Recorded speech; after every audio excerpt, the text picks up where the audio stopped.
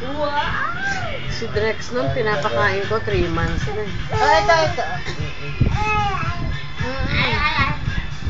Babagalang ka ba? Tagal ni Mami magbigay eh.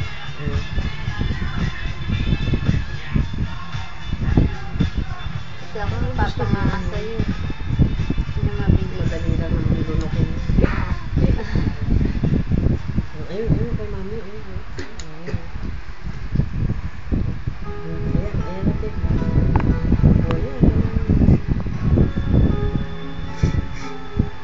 Sila ni kumanta ng Reflection kagabi, 95 eh.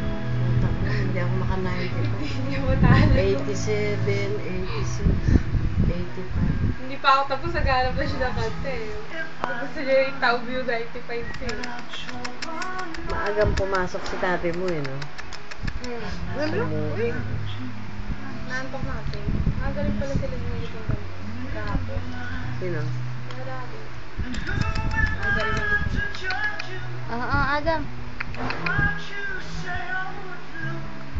Oh, wala siyang ginawa kundi magligpit ng magligpit. Natawa ako doon kasi nag-focus ko siya kay CR. Naisip ko pabili ng CR mo sa Saipan dahil na maliit lang yun. Kaya yung CR sa Saipan Hindi ganyan kayo Hindi lang. ganyan ka lang. Tawa ka ng tawa si Julius yun sa kwento ko. Mama mo, napakadakila, naglinis ng CR namin. Kasi naman sila laki ng CR namin yung CR mo sa Saipan. Yan eh. Nililis ko na eh. Hindi na nga daw matanggal. Paubos mo din yan. Nakaunti lang naman. Wow! Sisiksik tong mga laman niya. Alam na nakakain, no? Sarap. Di ba dapat kayo dalawa kakain?